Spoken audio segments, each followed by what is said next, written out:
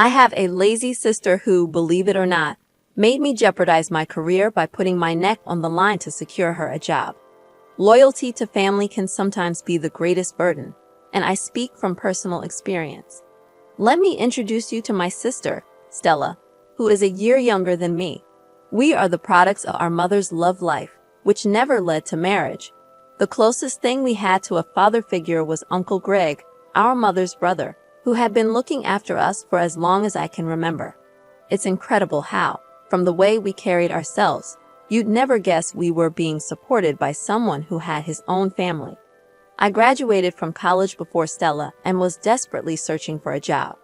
Knowing Uncle Greg's influence, I approached him for help. After expressing my gratitude for everything he'd done for us, I opened up about my job search. We discussed it for a while, during which I could sense that he was assessing whether my college education had been a waste or not. Fortunately, he seemed satisfied with my qualifications and promised to help me secure a job. Uncle Greg was a man of his word, so I was overjoyed. 3 days later, he called and asked me to bring all my documents to a company. To my amazement, he had secured me a position as the head of human resources. This was beyond my expectations. I had zero experience and was fresh out of college. Nonetheless, I was determined to prove myself, not wanting to let my uncle down. A year later, Stella also graduated from college and embarked on her job hunt, which proved unsuccessful. I suggested that she visit Uncle Greg for assistance, and I planned to accompany her. However, my concern was that Uncle Greg, who had high standards, would be disappointed upon meeting my sister, a law graduate. I too was disappointed, but I knew I had to let Uncle Greg assess Stella for himself. We arrived at Uncle Greg's place, and he engaged my sister in a conversation.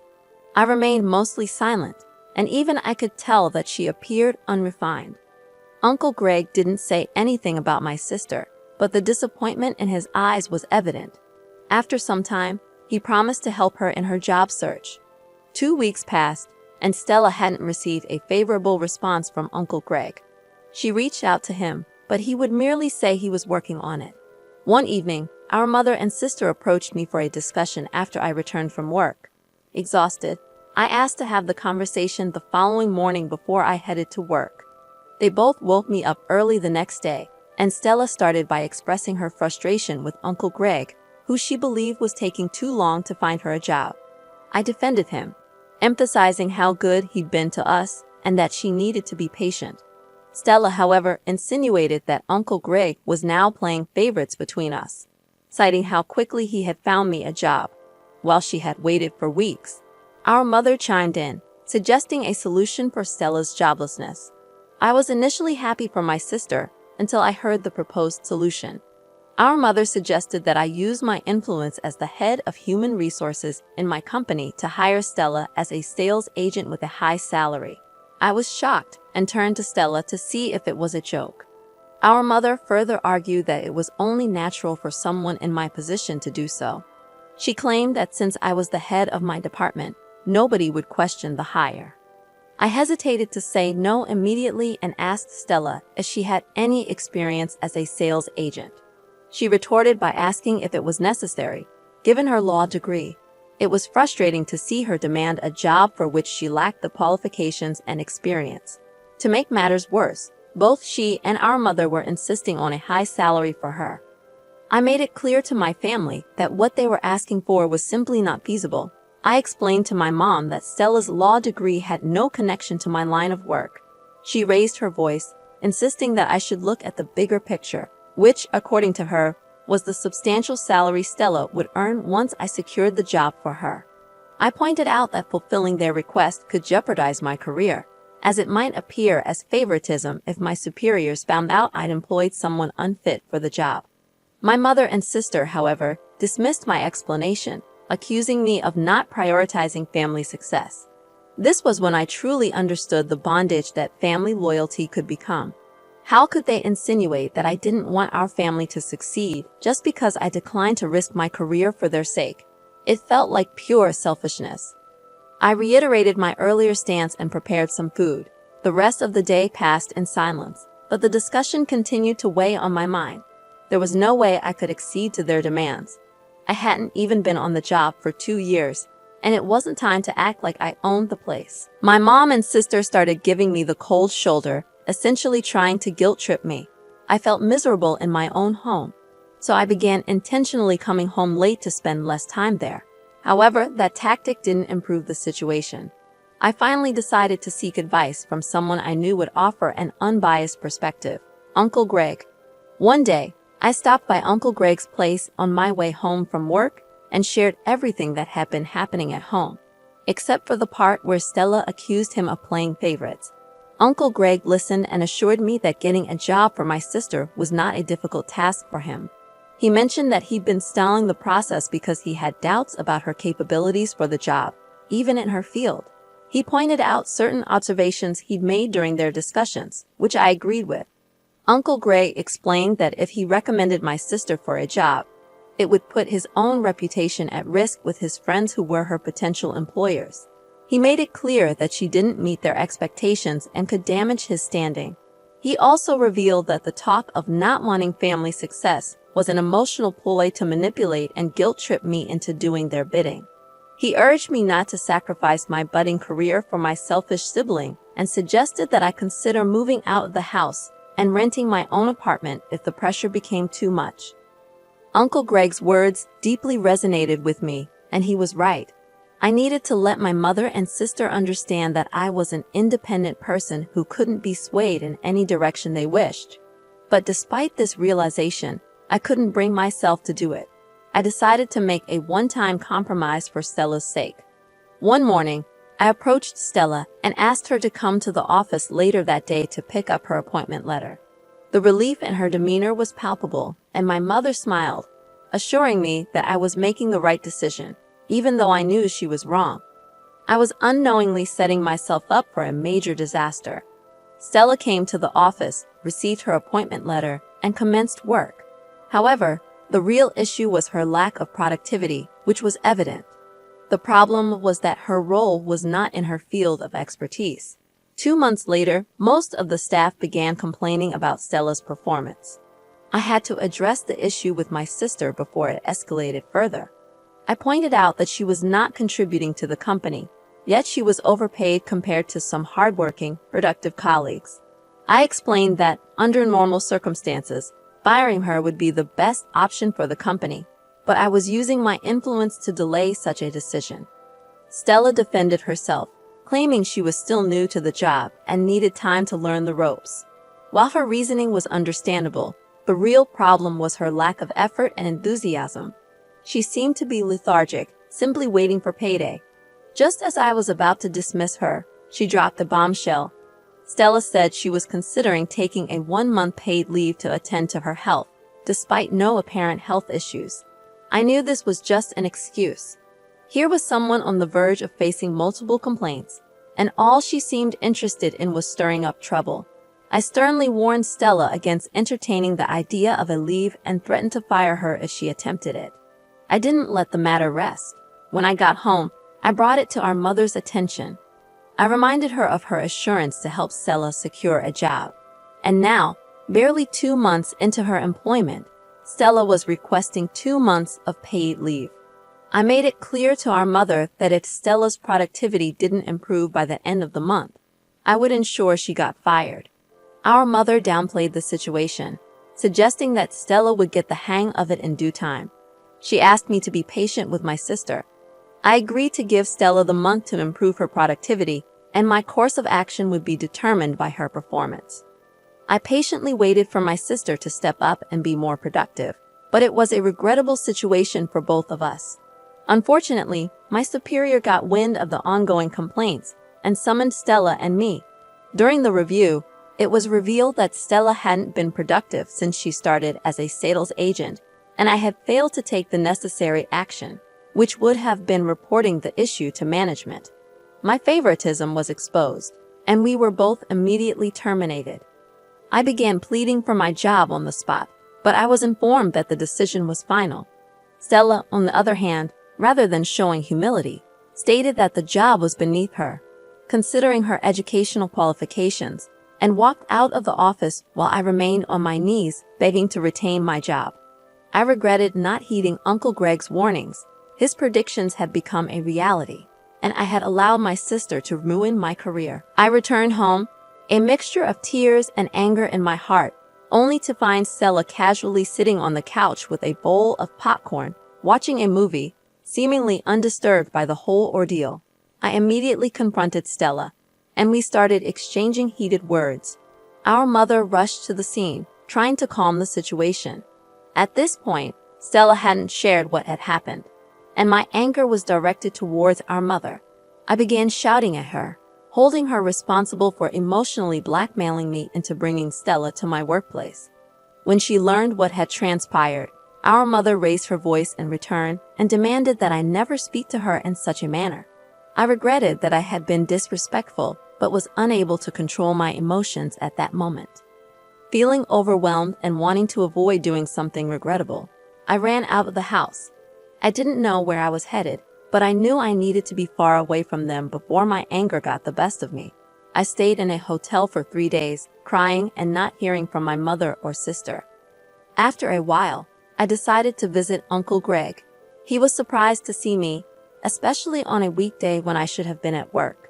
He asked about the issue, and I couldn't hold back my tears. It took some time for him to console me, and then I began telling him how I regretted not heeding his earlier warnings.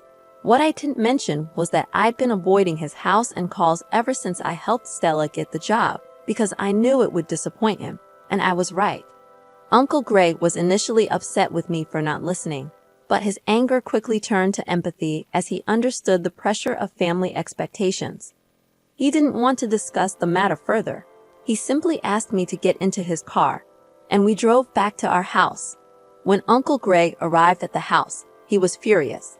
It was the first time either Stella or I had seen him like this. My mother, however, had grown up with her brother and wasn't surprised by his anger. She refused to take responsibility for my job loss and defended herself by stating that all she did was ask me to help my sister secure a job. She and Stella turned the tables on me, claiming that I hadn't guided Stella properly at work. Uncle Greg saw through their attempt to avoid blame and gave them a stern look before assuring me that everything would be okay. He promised to do everything in his power to help me find a new job. I thanked my uncle, who wasted no time in leaving the house. My mother, upon seeing her brother's departure, turned to me and called me a disgrace. She questioned why I had made such a big deal out of the situation and involved someone who had little or no business with it. I couldn't respond the way my emotions wanted me to, so I simply went into my room and closed the door. It has been 2 weeks since the incident, and both my sister and I are jobless. I am not sitting idly, waiting for my uncle to work his magic. I am actively searching for job opportunities and hope for a positive outcome soon. In an update, I can say it has been extremely challenging staying at home with my sister and mother. They have both united against me, making me feel like an outsider in my own family. I returned last week from yet another unsuccessful job hunt, feeling frustrated and exhausted. It appeared that even my uncle was struggling to secure a job for me, and I couldn't blame him. If I had been wiser, I wouldn't find myself in this current disaster. After submitting my qualifications to a firm that promised to get back to me, I decided to rest on the couch for a moment. My short nap was abruptly interrupted about 5 minutes later when my sister started screaming in excitement. She deliberately came to the living room, dramatizing her joy, as if she was deliberately looking for trouble, as she often did. Our mother hurried to her, and she informed her, loud enough for me to hear, that she had been invited for an interview at a law firm. Our mother was thrilled for her, but I tried to mind my own business. However, my sister couldn't resist taking a jab at me, insinuating that she was achieving for herself what sisters and uncles, who claimed to be family, could not do for her. It was a clear reference to me and Uncle Greg. I couldn't allow her to add to my frustration, so I gave a sarcastic laugh, mentioning that people celebrated interview invitations as if they had already landed the job. Not stopping there, I added a cutting remark about interviewers discovering they'd wasted their time with an empty-headed candidate. My sister was visibly affected, and she wanted to confront me, but our mother stepped in, clearly favoring her. This didn't surprise me. I hadn't expected anything different. Stella went for the interview and returned with a smile, informing our mother, right in front of me, that she was preferred over the other candidates and was offered the job on the spot. The pay wasn't as much as she had earned in my firm, but she was assured it would triple in 3 months. My sister and mother took delight in rubbing it in my face, making me wonder about the judgment of the employers who hired her. I also wondered about the quality of the other candidates if Stella was chosen over them. Nevertheless, I decided to wait and see how it would play out because I knew my sister's track record with jobs. In the second update, I had a serious altercation with my mother this morning, all because of my sister Stella. Since she got her job, my mother decided that no one else in the house, except me, should perform any chores, no matter how minor. I had tolerated it until this morning when my mother approached me and demanded that I do Stella's laundry. The demand was insulting, and I refused outright. I told my mother that I wouldn't touch my sister's clothing even if there was a gun to my head. My mother argued that Stella needed to focus on her new job, something she claimed I lacked. According to her, we should support her in any way we could. I asked my mother if Stella had ever done my laundry when I had my job. I finally told her that if Stella was too busy to do her laundry, she could do it herself or take it to one of the numerous dry cleaning services in the city. I retreated to my room, closing the door, feeling utterly humiliated. How could my mother demand that I do Stella's laundry? I decided to reach out to Uncle Greg and inform him about the humiliation I was enduring at the hands of my mother and sister. I was hoping for some good news, but amidst the torrent of insults I faced daily, my uncle revealed he was still trying to pull a few strings, though it might take time. He expressed his displeasure with the way my family was treating me and assured me he would talk some sense into my younger sister. One evening, as I was in my room, Stella returned from work and started arguing loudly over the phone. From her words, I gathered she was speaking to Uncle Greg. She rebuked him for meddling in our affairs and demanded he stay away from us. When my mother asked her about the call, Stella referred to Uncle Greg as that man who doesn't know his place. My mother seemed to approve of Stella's stance, believing I was foolish for involving an outsider in our family matters. In the third update, I made the decision to move in with Uncle Greg and his family after Stella's outburst. It became evident to him that I was enduring a lot at home. I informed my mother about my decision, but she dismissed it, claiming I had been trying to distance myself from her and Stella anyway. The only time I saw or heard from Stella was a month later when she showed up at Uncle Greg's place to invite both of us to an award event organized by her firm. According to Stella, the event aimed to recognize the efforts of key individuals, and she was one of the honorees. She wanted Uncle Greg and me to attend, perhaps to showcase her productivity.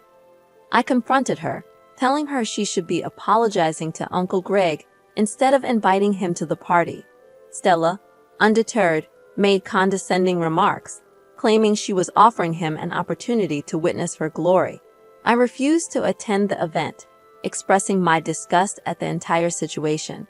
Uncle Greg tried to convince me otherwise, but I couldn't comprehend why he wanted us to attend a party that seemed nothing more than a charade. In the final update, everything fell into place. I finally understood why Uncle Greg insisted we attend Stella's party. In the end, despite the difficult situation, Uncle Greg insisted that I present myself at my best for Stella's party. Reluctantly, I attended the event alongside my mother. As the ceremony unfolded, individuals were recognized for their contributions. When it was Stella's turn, she confidently stepped onto the podium, radiating confidence. Unexpectedly, she cut off her boss's statement and began speaking passionately.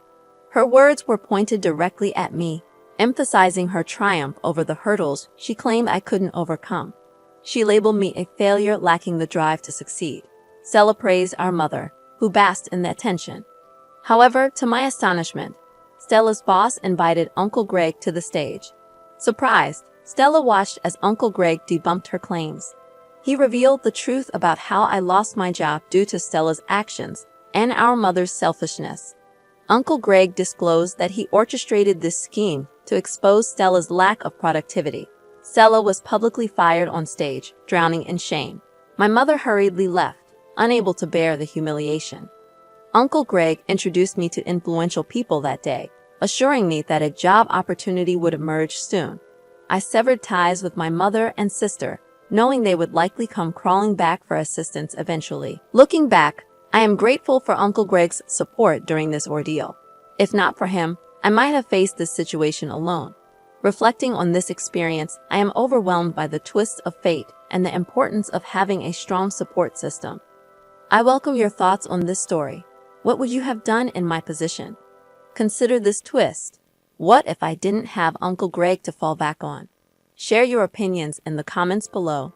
My name is Mr. Redito, and I share drama stories every day, ranging from inheritance disputes to cheating tales. If you enjoy these narratives, don't forget to subscribe. I'll be back tomorrow, reminding you that kindness is always in style. Peace.